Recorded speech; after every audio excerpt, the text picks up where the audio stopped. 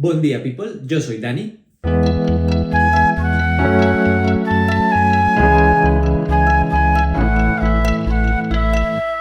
El día de hoy vamos a cambiar completamente de tema y vamos a pasar a hablar de física.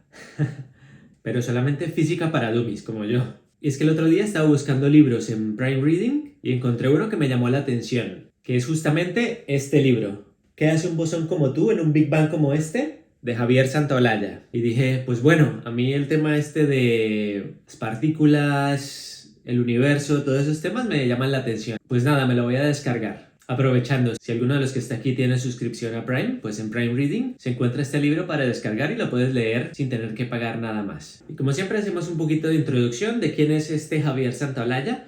Pues bueno, para mí no era ningún desconocido, igual para algunos de los que ven estos videos tampoco lo es. Javier Santolaya es un físico español que es conocido por ser uno de los divulgadores más importantes de habla hispana. Nació en 1982 en Burgos y desde muy pequeño sus padres se fueron a vivir a Canarias, que es donde creció. Y parte de esta historia de cómo es que llega él a meterse en el mundo de la física la cuenta en este libro. Iremos hablando tanto de él como de su camino a medida que vayamos hablando sobre el libro. Así que vamos a entrar en materia. El libro en sí es un viaje un poco caótico en mi opinión personal porque va saltando como de líneas temporales y de personajes y a veces no se entiende muy bien. Pero al final la historia que nos va contando es bastante conexa y se entiende claramente lo que nos quiere decir. Y el viaje empieza con un poco de historia de la física. Al final, como dice el título, de lo que nos va a hablar en última instancia es del bosón de Higgs específicamente, que en su camino como físico es parte de la contribución que él hace al mundo de la ciencia, trabajando en el CERN, en un grupo experimental para la construcción y medición de una parte del colisionador de hadrones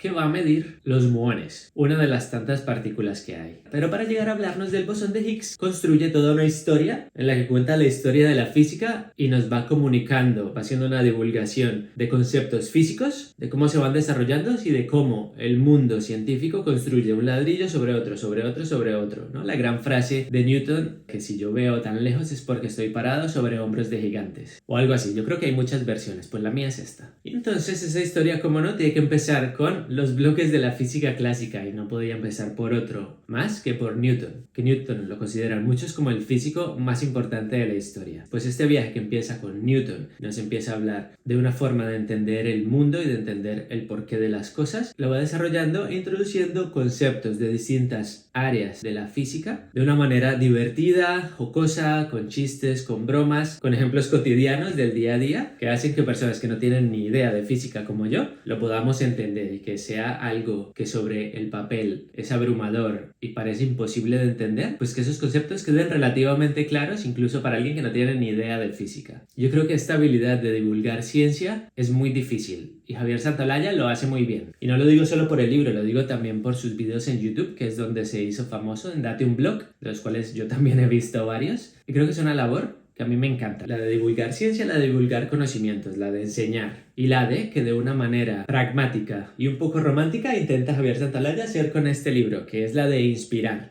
a nuevas generaciones a perseguir el mundo de la ciencia, a perseguir la investigación, a perseguir la búsqueda del conocimiento.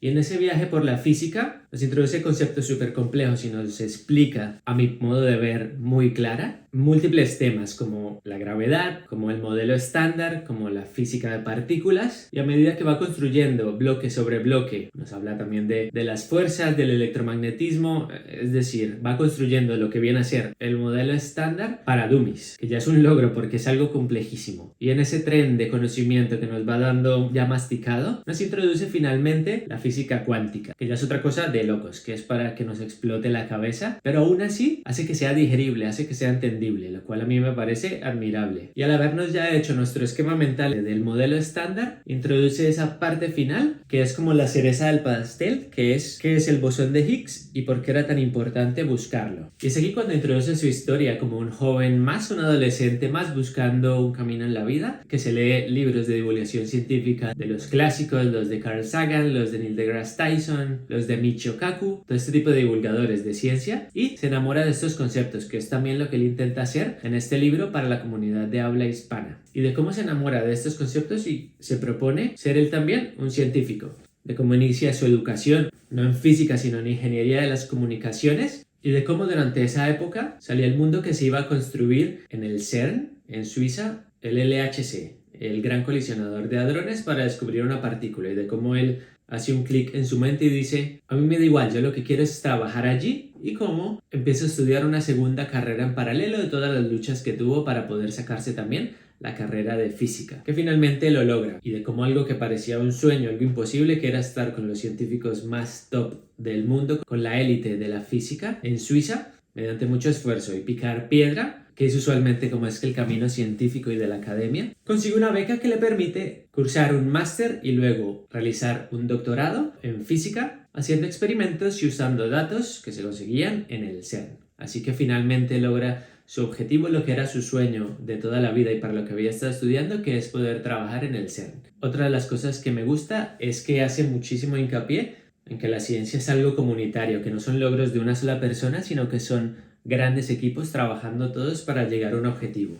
Que todo el mundo va sumando granitos de arena y que al final los grandes logros y los grandes avances hoy en día no los consigue una mente brillante, sino los consiguen grandes equipos de gente trabajando por un mismo objetivo. Esto también me gustó.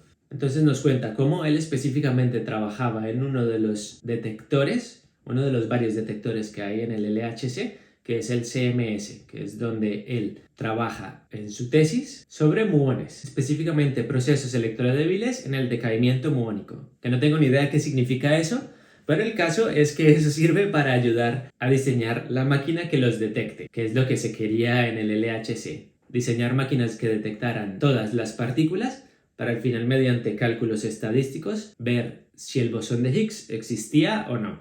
Este es su granito de arena a ese descubrimiento. Y todo el mundo, quieras o no, hasta en las noticias normales hablaban del famoso bosón de Higgs, que nadie sabía qué era, pero todos estábamos enterados de que se estaba haciendo experimentos para detectarlo. Y es que ahora, aunque probablemente lo diga mal, puedo más o menos explicar qué es. Los bosones son partículas que transmiten fuerzas. Ese campo de Higgs al principio del Big Bang rompía la simetría y de esta manera le daba masa a las partículas, que era una de las cosas que todavía no se había demostrado experimentalmente, que se había ya aportado la teoría desde 1964.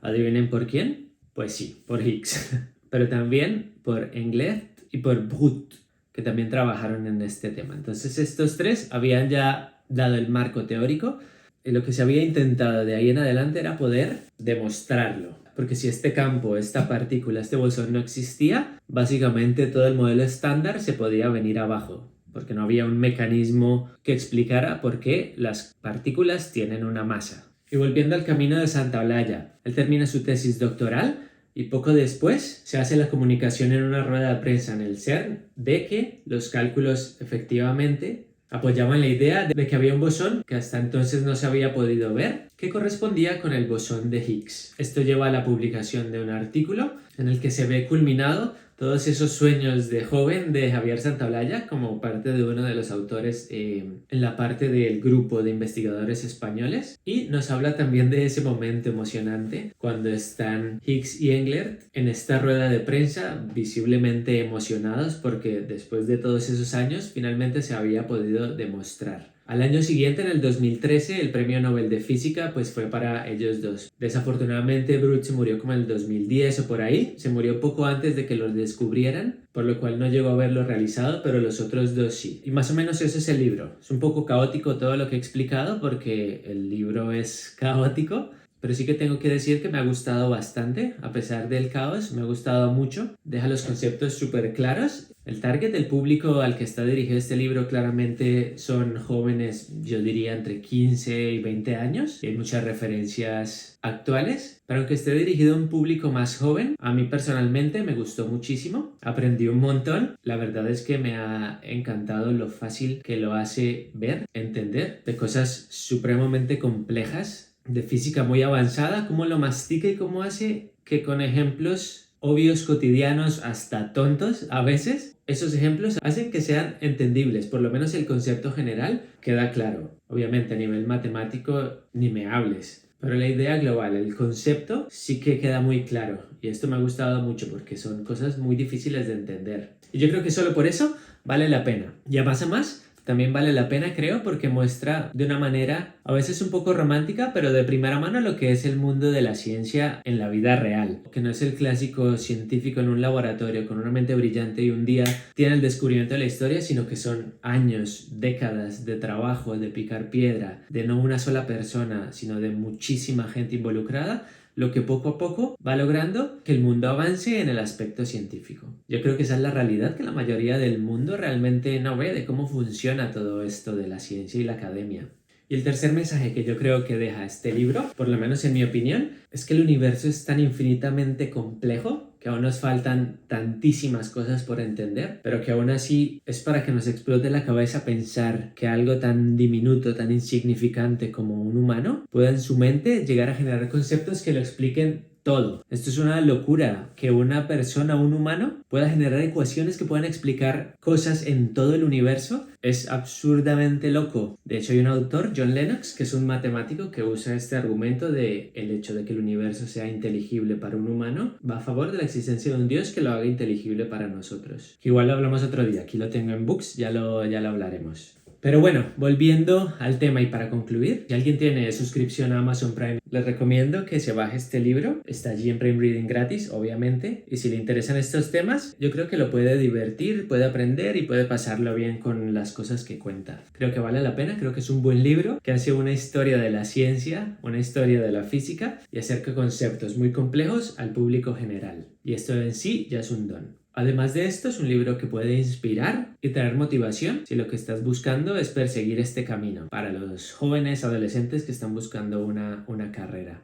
Y para el resto de nosotros, lo que nos deja es fascinados de lo complejo y de lo absurdamente loco que es el universo. Nos hace también a nosotros ponernos en posición y entender lo insignificantes que somos ante la magnificencia de toda la creación. Y sin más, este ha sido el cuento de hoy. Si alguien quiere que revise algún libro específico, que me lo deje aquí en los comentarios. Si les gusta este tipo de contenido, dejar un like. Por aquí habrá algún otro video, o por aquí. Y por aquí estará la suscripción en alguno de estos lados. Así que suscribirse y nos vemos la próxima.